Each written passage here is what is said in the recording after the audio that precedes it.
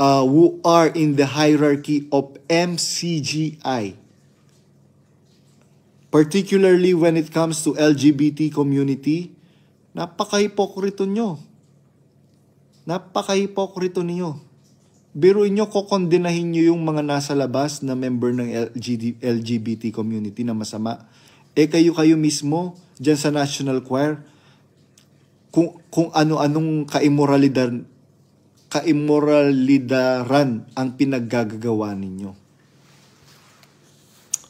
Tapos itong isang kakampihan yung pidodida na nangahalay ng bata. Tapos nagko-comment yung isang bida-bida din na sarili niyang anak, inahalay niya.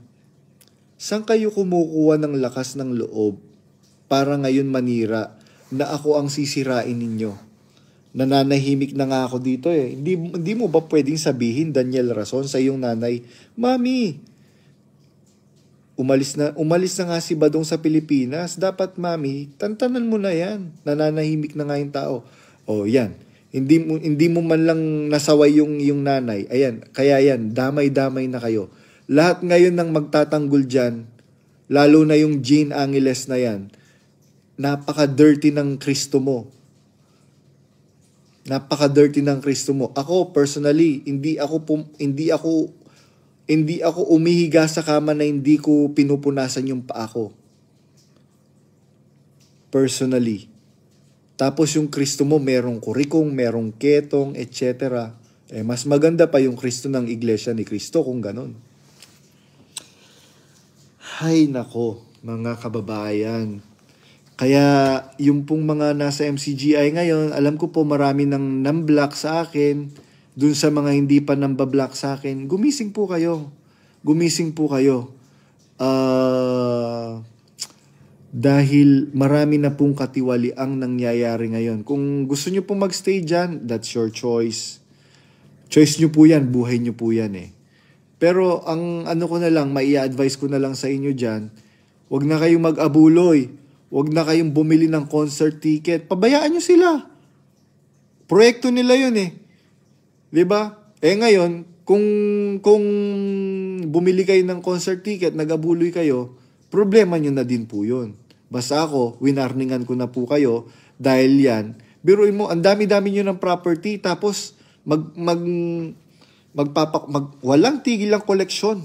Tapos kung laitin ninyo ang Iglesia ni Cristo, wagas. Laitin nyo ang ibang relihiyon, wagas. With all fairness naman, kung charity at charity lang naman, mas maraming charitable works ang Catholic Church. They do not do camera. They do not do camera. Kaya yun. Kaya lahat ng mga Exeter, lahat ng mga observer na nasa MCGI pa, closeted, huwag niyong panghinayangan po yan dahil wala na po ang Diyos dyan. It is a big delusion. Kagaya ng sinasabi ni Daniel Rason. It is a big delusion.